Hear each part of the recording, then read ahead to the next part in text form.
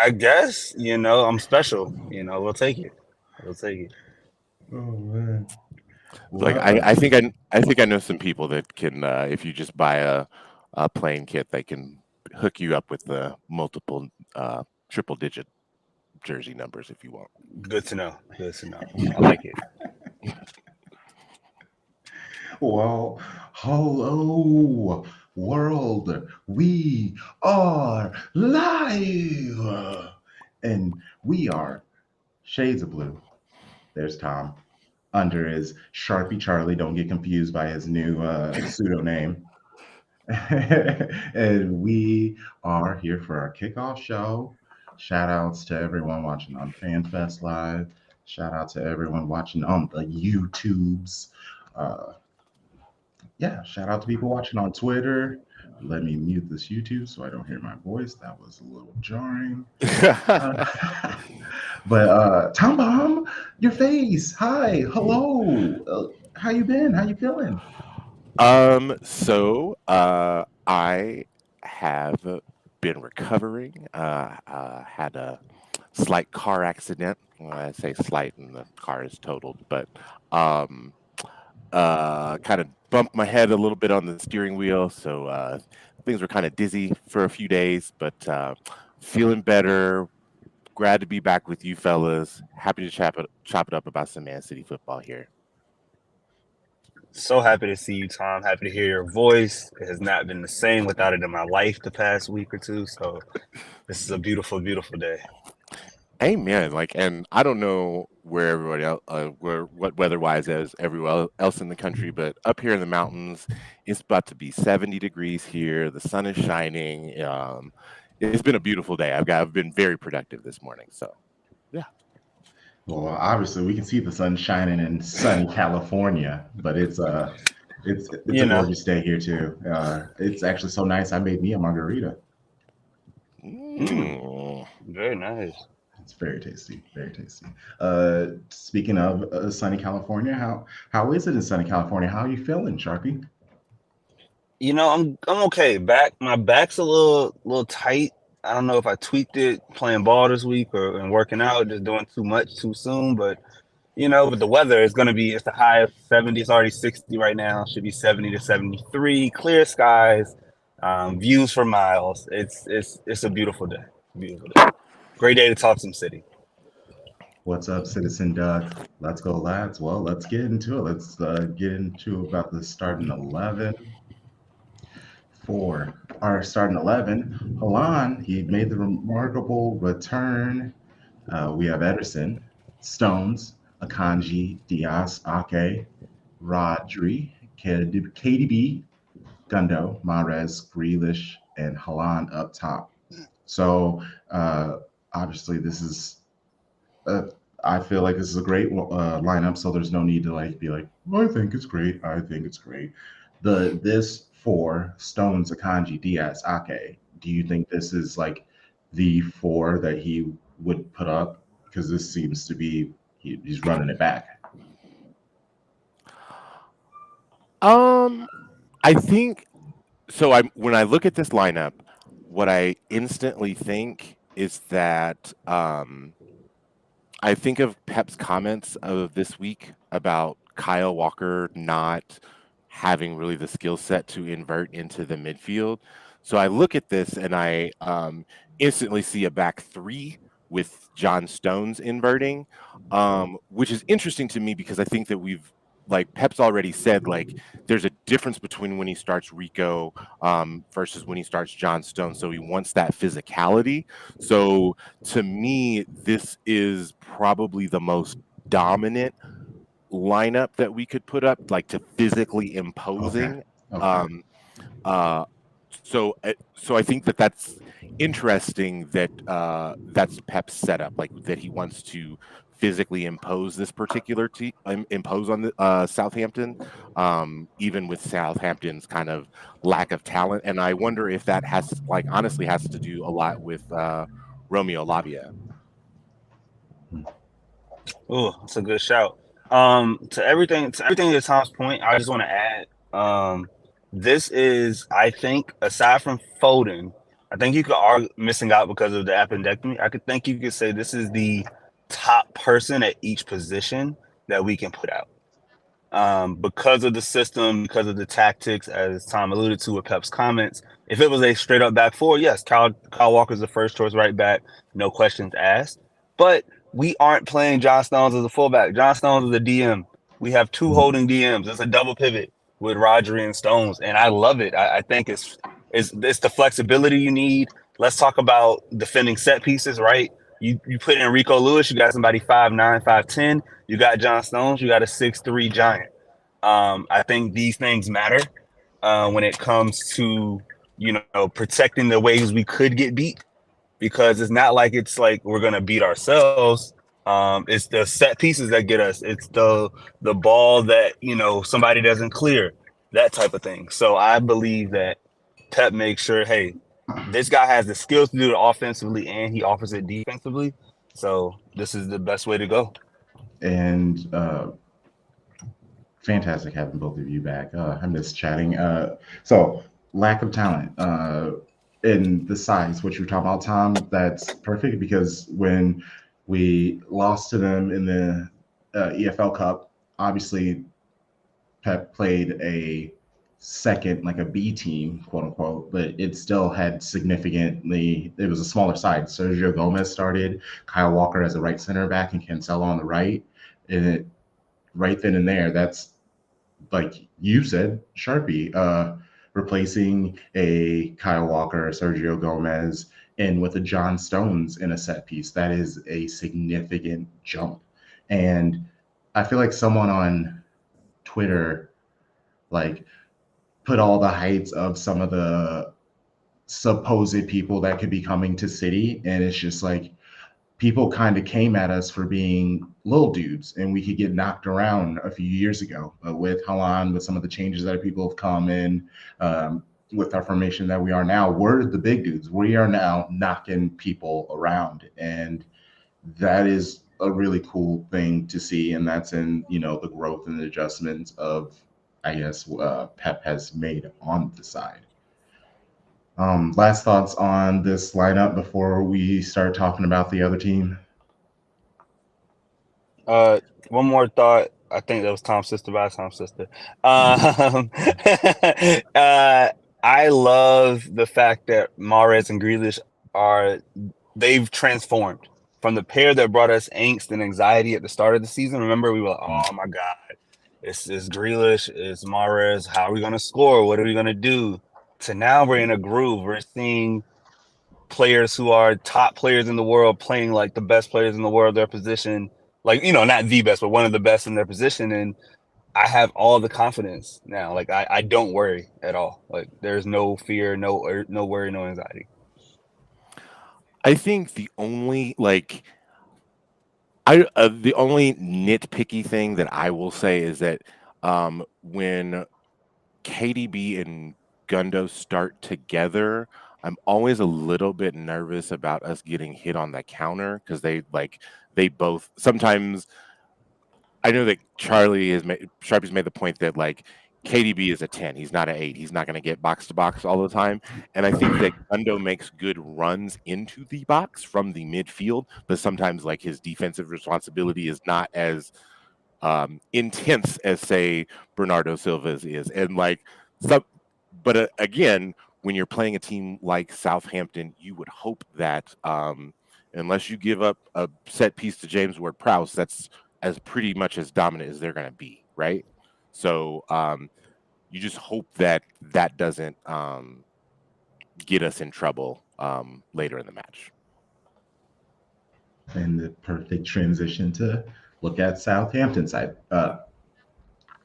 Quick tangent. Southampton retweeted City's starting 11, and I know that's all niceness to us, respect to us, but we're coming to you guys. Maybe that's too much respect. I don't know. Maybe that's just they know the vibes, and that was just them in a digital way being like, "Hey, go easy on us today, please."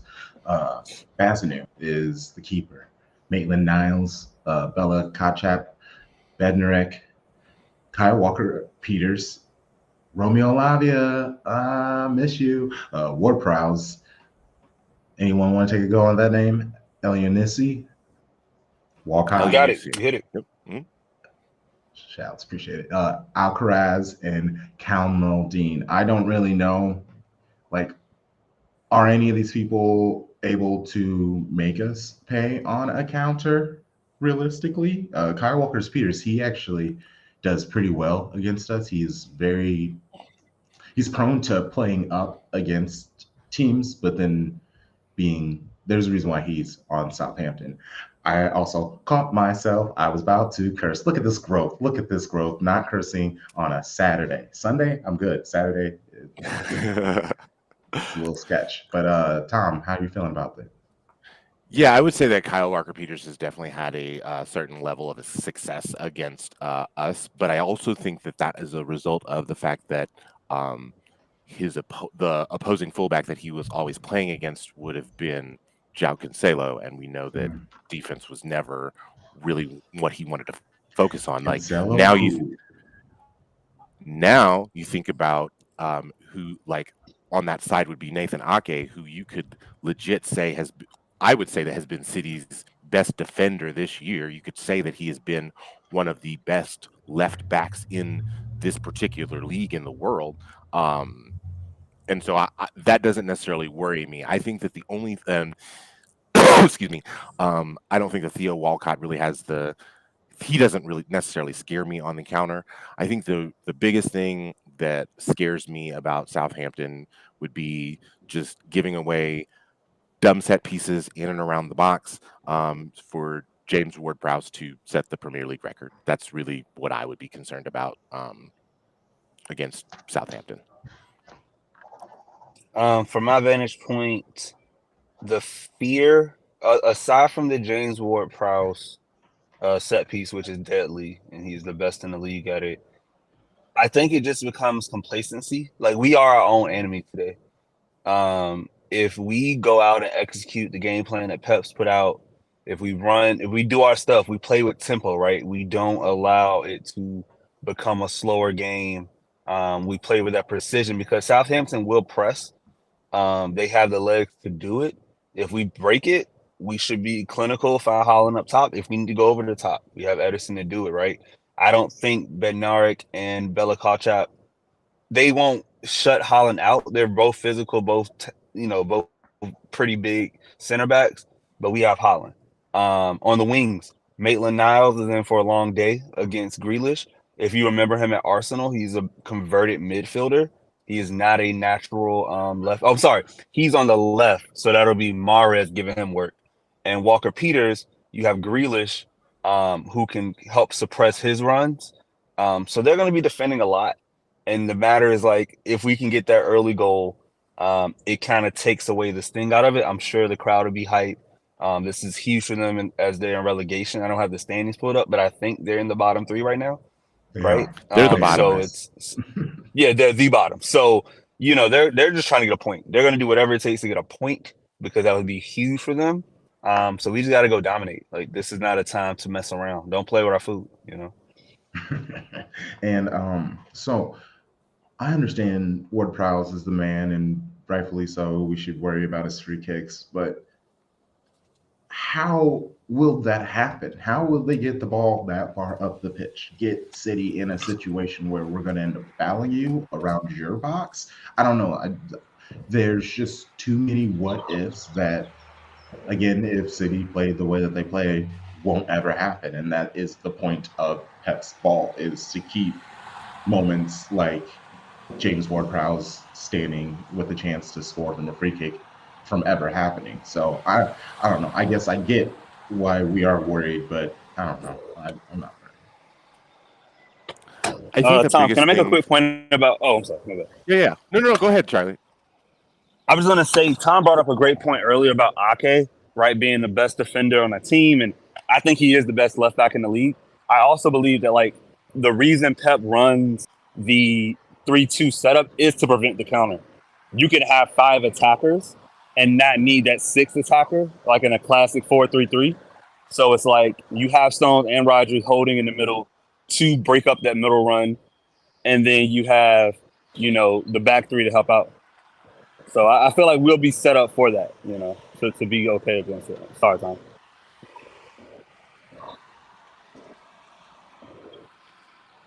Oh, and then Tom, what were you gonna say?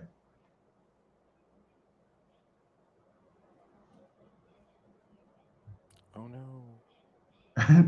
No, we can hear you. We maybe he just isn't aware he's not connected. Did Tom freeze?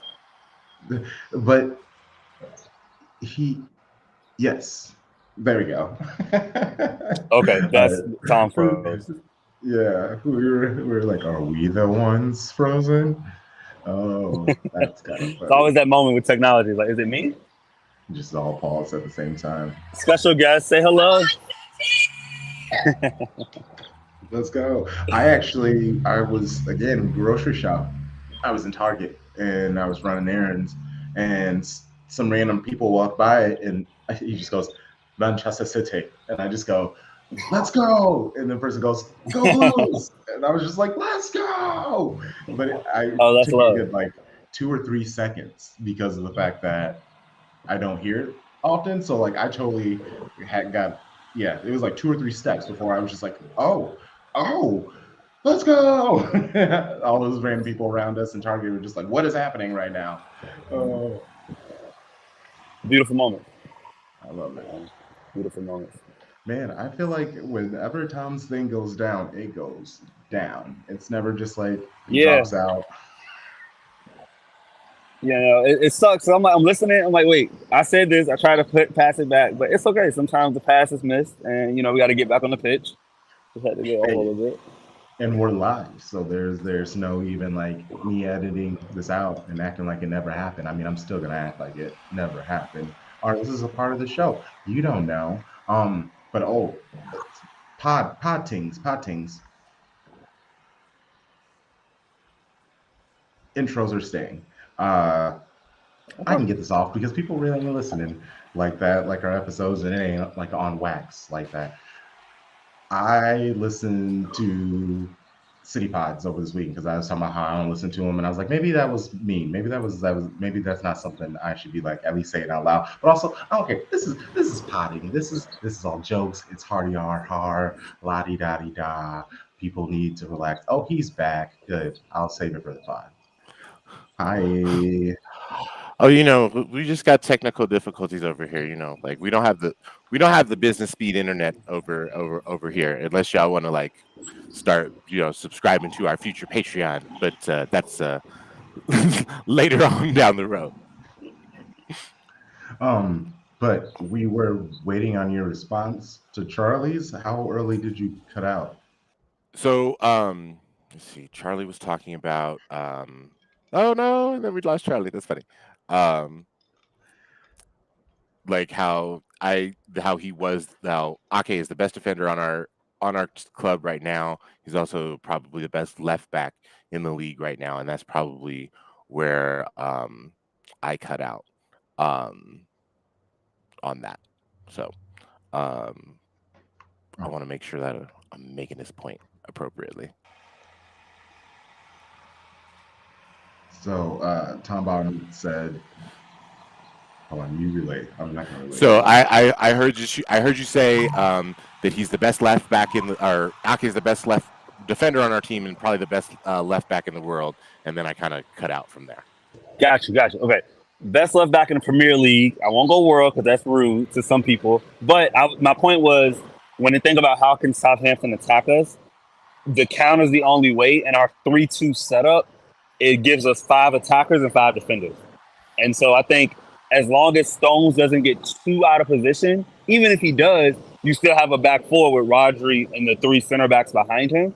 So it's like Pep is basically taking away that failsafe where, okay, if in case of emergency, this is the only way a team can score. Now you just can't do it. Like it's very hard to hit us on the counter. I haven't seen that goal given up in a while when our best players are playing. So I think like we're pretty solid. Like so, I want to have a fear against Southampton, but I can't. And not even being cocky. It's just Right. like we're just better. Yeah, just like markedly better, and I totally agree with that point, and especially if your point about if Stones gets caught out, like the fact that Rodri is he can slot so seamlessly into that second center back spot with Diaz, and then have Akanji mark whatever's coming out wide right.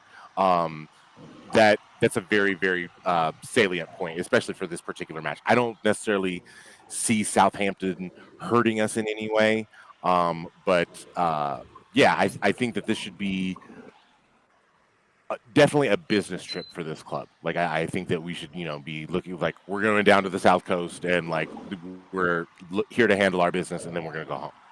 Yeah, and So we know we got Bayern coming up. Subs Mhm. would be great. Like if he can get out Gundo and Kevin De Bruyne and Holland by the 65th minute, that's excellent, right? Be up 3-0, take out the 5, let them rest, and just get 100% revved up for Bayern Munich. yeah, and they're rocking the third kits. You see Sharpie and I, we got our third kits on. It's you see the people back and forth on Twitter about how they feel about these kits, and I'm actually like 100% prepared for the episode on Monday, which is a new thing.